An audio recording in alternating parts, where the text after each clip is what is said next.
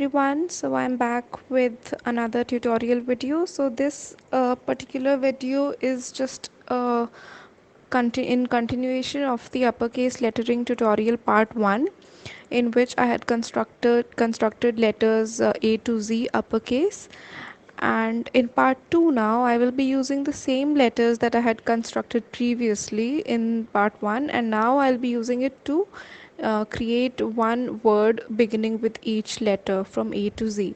So if you guys wish to see that after constructing a letter, how are you supposed to move ahead with the word, then this video, I hope, definitely will be helpful. And if there's anything else that you want to recommend, you can drop your recommendations or comments in the comment section, and I will gladly respond to it.